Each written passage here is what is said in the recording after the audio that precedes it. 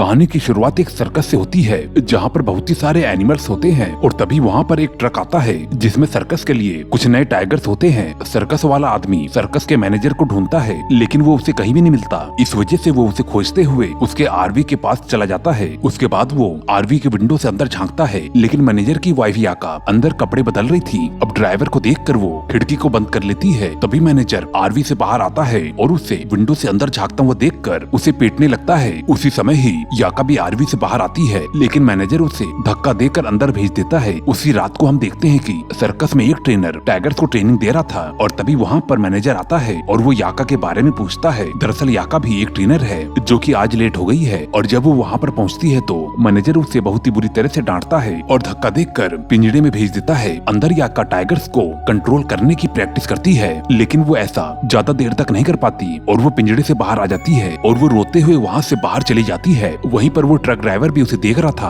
और वो याका को रोता हुआ देखकर उसके पीछे चला जाता है। याका उसे देखकर बहुत ही टूट जाती है और उस ड्राइवर से लिपटकर उसे किस करने लगती है लेकिन तभी उन्हें मैनेजर के आने की आहट सुनाई देती है। इस वजह से जल्दी से ड्राइवर वहाँ से भाग जाता है। अब मैनेजर वहाँ पर पहुँचता है और याका को पीटने लगता है और उसके बाद वो अपने कैबिन में जाकर काम करने लगता है। अब कुछ ही देर बाद उसे बाहर से अजीब सी आवाज सुनाई देती है और जब वो बाहर जाकर देखता है किसी चीज ने उसके टाइगर को बहुत ही बुरी तरह से मार दिया है। जिसके बाद सर्कस के सभी कर्मचारी उस चीज को ढूंढने लगते हैं और दूसरी तरफ हम देखते हैं कि याका अपने कमरे में सो रही थी और तभी विंडो से एक सांप जैसा क्रीचर आता है और वो क्रीचर याका के प्राइवेट पार्ट में छेड़छाड़ करने लगता है और उसकी वजह से याका की नींद खुल जाती है और वो कुछ भी समझ नहीं पाती है कि आखिर उसके साथ क्या हुआ है। अब अगली सुबह हम देखते हैं कि याका की तबीयत काफी खराब हो जाती है। इस वजह से वो चेकअप के लिए हॉस्पिटल जाती है जहाँ पर रिपोर्ट के थ्रू उसे मालूम चलता है कि वो प्रेग्नेंट हो चुकी है। अब इस बात से वो बहुत ही ज्यादा डर जाती है क्योंकि उसका हस्बैंड हमेशा उसे टॉर्चर करता है। अब इसी डर से वो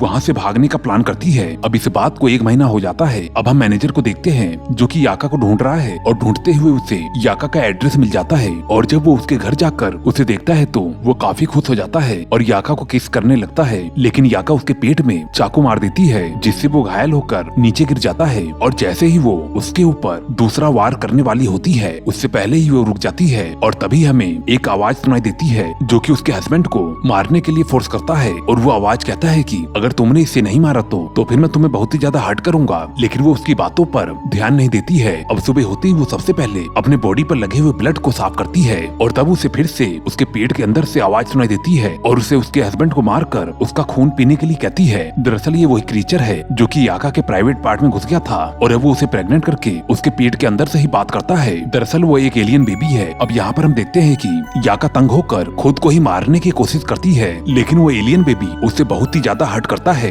इस वजह से वो ना चाहते हुए भी अपने हस्बैंड को मार देती है। इस वजह से वो जल्दी से अपने सामान को पैक करके वहाँ से निकल जाती है। अब रास्ते में एक बेहोश आदमी पड़ा हुआ था जिसे देखकर वो एलियन बेबी याका को उसे भी मारने के लिए कहता है लेकिन याका किसी निर्दोष की जान नहीं लेना चाहती थी। इस वजह से वो अपने आप को खत्म करने के लिए पानी के अंदर कूद जाती है लेकिन इस बार भी वो अपने आप को मारने में असफल हो जाती है और वो पानी से बाहर आ जाती है और फिर वो एलियन बेबी कहता है कि मैं कोई मॉन्स्टर नहीं हूँ बल्कि मैं तो बाकी बच्चों की तरह ही नॉर्मल बेबी हूँ और मैं अब तुम्हें कभी भी हर्ट नहीं करूंगा। अब याका वहाँ से खड़ी होकर आगे की तरफ निकल जाती है और तभी वहाँ पर एक ट्रक आता है और उसका ड्राइवर याका से लिफ्ट के लिए पूछता है। इसके बाद याका उस ट्रक के अंदर बैठ जाती है और हम देखते हैं कि वो ट्रक ड्राइवर बातों ही बातों में याका के साथ फ्लर्ट करने लगता है लेकिन याका उसे कोई भी खास रिस्पॉन्स नहीं देती है। अब आगे जाकर वो ट्रक ड्राइवर एक पेट्रोल पंप पे रोकता है जहाँ पर उसका दोस्त उसको 2 लड़कियों से मिलाता है। इस वजह से वो ट्रक ड्राइवर याका को कपड़े चेंज करने के लिए कहता है। जब याका वहाँ से चेंज करने के लिए जाती है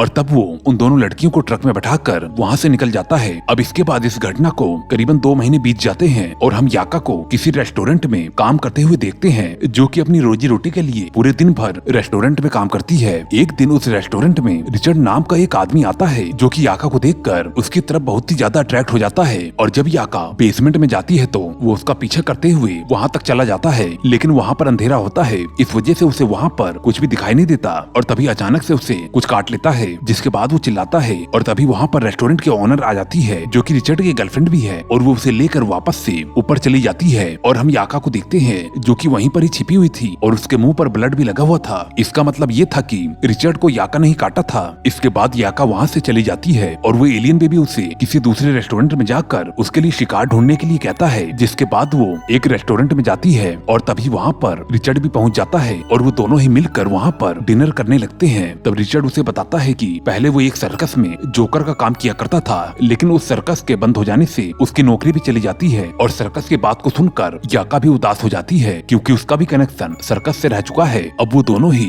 रेस्टोरेंट से बाहर आते हैं, जहाँ पर रिचर्ड याका को अपने साथ चलने के लिए कहता है, मगर याका उसके साथ चलने के लिए मना कर देती है, जिससे कि वो एलियन बेबी गुस्सा हो जाता है। अगले दिन जब याका अपनी ड्यूटी करके रेस्टोरेंट से निकलती है तो वो एलियन बेबी उसे एक आदमी का पीछा करने के लिए कहता है, जिसके बाद याका ऐसा ही करती है। लेकिन वो आदमी ये नोटिस कर लेता है कि याका उसका पीछा कर रही है। तब वो एक जगह पर जाता है और याका से पूछता है कि तुम मेरा पीछा क्यों कर रही हो। अब बिना बोले याका उसके पास जाती है और वो दोनों एक दूसरे को किस करने लगते हैं। इसी मौके का फायदा उठाकर याका उसके गर्दन में चाकू मार देती है, लेकिन उसी समय ही वहाँ पर कुछ लोग आ जाते हैं। अब याका उससे किस करने का नाटक करती है ताकि उन्हें किसी भी प्रकार का शक न हो। अब उनके जाते ही याका उस आदमी को छोड़कर वहाँ से भागने लगती है और तब रास्ते में उसे रिचर्ड मिलता है और अब वो दोनों ही रिचर्ड के घर जाकर एक दूसरे से इंटीमेट होने लगते हैं। अब अगली सुबह जब याका स्मोकिंग कर रही होती है और तब वो एलियन बेबी उसे रोकता है और उसे कहता है कि तुम्हारे हर एक्टिविटी का डिसीजन मैं लेता हूँ, मेरे कहे भी कर तुम कुछ भी नहीं कर सकती हो। इस वजह से याका गुस्सा होकर अपने आप को मारने लगती है और तभी वहाँ पर रिचर्ड आ जाता है और उसे ऐसा करने से रोक देता है और याका से पूछता है कि आखिर तुम ऐसा क्यों कर रही हो। और तभी याका मौका देखकर उसे बहुत ही बुरी तरह से चाकू मारती है और जिससे कि वो मारा जाता है। अब बाहर रिचर्ड की गर्लफ्रेंड आ जाती है और उसे सभी कमरों में ढूंढने लगती है और जब उसी कमरे में जाती है तो याका उसे बाहर से लॉक कर देती है और जब उसकी गर्लफ्रेंड उसे मारा हुआ देखती है तो बहुत ही जोर से चिल्लाने लगती है और याका जल्दी से मौका देखकर भाग जाती है। अब इस घटना को 6 महीने बीत जाते हैं और हम देखते हैं कि एक आदमी सड़क के किनारे कैब को रोककर उसमें बैठता है और उस कैब को याका ही ड्राइव कर रही थी और आगे चलने के बाद उसका एलियन बेबी सड़क पे चल रहे एक आदमी को मारने के लिए कहता है। इसी वजह से याका कैब को भगाने लगती है। अब वो पैसेंजर उसे कैब को रोकने के लिए कहता है, लेकिन वो उसे पीट कर बेहोश कर देती है और सड़क के ऊपर चल रहे आदमी को कुचल देती है और एक हैमर से मारकर उसके सर को फोड़ देती है। अब सुबह हो जाती है और याका बहुत ही थक भी जाती है, इस वजह से वो कैब में ही सो जाती है और तभी उसे एक सपना आता है जिसमें वो देखती है कि वो एलियन बेबी उसके पेट को चीरकर उसके पेट से ही बाहर निकलने लगता है। इस वजह से वो बहुत ही ज्यादा डर जाती है और अचानक से उसकी नींद खुल जाती है। अब वो गाड़ी को स्टार्ट करने की कोशिश करती है, लेकिन उसकी गाड़ी स्टार्ट नहीं होती। इस वजह से वो इंजन को चेक करती है और तभी वहाँ पर एक मैकेनिक आ जाता है जो कि उसकी हेल्प करता है, लेकिन अचानक से याका की हालत बहुत ही ज्यादा खराब हो जाती है। इस वजह से वो मैकेनिक एक गाड़ी को रोककर उसे हॉस्पिटल ले जाने के लिए कहता है और जब याका को होश आता है तो वो गाड़ी को रोकने की कोशिश करती है और जिसकी वजह से वो गाड़ी अनबैलेंस होकर टकरा जाती है, जिसमें कि उसका ड्राइवर मारा जाता है, लेकिन याका अभी भी सही सलामत होती है। और जब वो वहाँ से खड़ी होकर जाने लगती है तो और एकदम से ही बेहोश हो जाती है और होश आने पर वो देखती है कि उसके पास एक ओल्ड लेडी है और जो कि उसके बच्चे के बारे में बता रही थी। अब याका उससे फोन मांगती है और जब वो ओल्ड वुमन उसे टेलीफोन देती है तो फिर वो टेलीफोन के वायर से उसका गला घोंट के मार देती है और खिड़की से निकलकर पास के ही पार्क में चली जाती है, जहाँ पर वो उस एलियन बेबी से बात करती है और कहती है कि तुम पैदा होते ही मर जाओगे। और वो बच्चा कहता है कि अगर मुझे रहने के लिए समुद्र मिल गया तो मैं मरने के बाद फिर से जिंदा हो जाऊंगा, लेकिन वो कहता है कि तुम मुझे समुद्र के पास मत छोड़ो, बल्कि मेरे लिए ज्यादा से ज्यादा लोगों को मारो, क्योंकि उस एलियन बच्चे की ग्रोथ ब्लड से ही होती है। याका लोगों को मारकर बहुत ही ज्यादा थक चुकी थी, इसलिए वो उसे और लोगों को मारने से मना कर देती है और तभी वो एलियन बेबी उसे पास में ही एक ब्लड बैंक दिखाता है।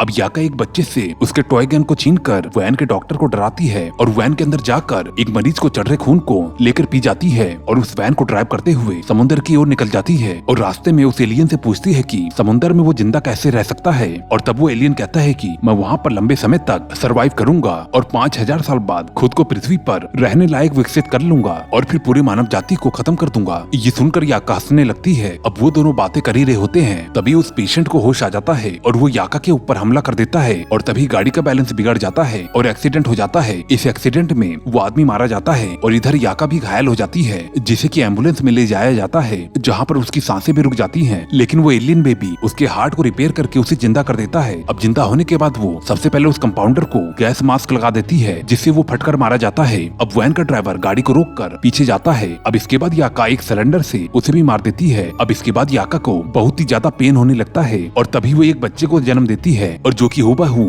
एक इंसानी बच्चे जैसा होता है। और तभी वहाँ पर एक अनजान आदमी आता है जो कि एम्बुलेंस की हालत को देखकर काफी ज्यादा डर जाता है और उसी समय ही मौका देखकर याका उसकी गाड़ी को लेकर वहाँ से निकल जाती है, लेकिन आगे जाकर उसकी गाड़ी किसी वजह से खराब हो जाती है। इसी वजह से वो मदद के लिए पास के एक फ्यूल पंप पे जाती है, जहाँ पर एक मैकेनिक होता है जो कि किसी काम में बिजी था। इस वजह से याका वहीं पर ही बैठकर उसके फ्री होने का वेट करने लगती है और तभी बाहर एक बस आकर रुकती है, जहाँ पर एक पैसेंजर याका की गाड़ी से धुएं को निकलता हुआ देखकर उसके पास आता है और तभी वो एलियन बेबी उसे अंदर खींच लेता है और ये सब कुछ याका विंडो से देख लेती है। इसी वजह से वो बाहर आकर उस आदमी को छुड़ाती है और वो एलियन बेबी उस आदमी को खा चुका था और जिस कारण से वो मर जाता है। याका कार में देखती है तो उसे वहाँ पर उस बेबी की स्किन मिलती है और वो देखती है कि कुछ ब्लड ड्रॉप्स बस की ओर तक जा रही है। इस वजह से वो बस के ड्राइवर से पूछकर बस में चढ़ जाती है। बस में उसे एक लड़का परेशान करने लगता है और बाद में सभी लड़के मिलकर उसके साथ छेड़छाड़ करने लगते हैं। वो बार बार बस को रोकने के लिए कह रही थी और कहती है कि इसमें कोई अजीब क्रिएचर है, लेकिन कोई भी उसकी बात को नहीं सुनता है। और तभी वो एलियन बस के ड्राइवर के ऊपर अटैक करके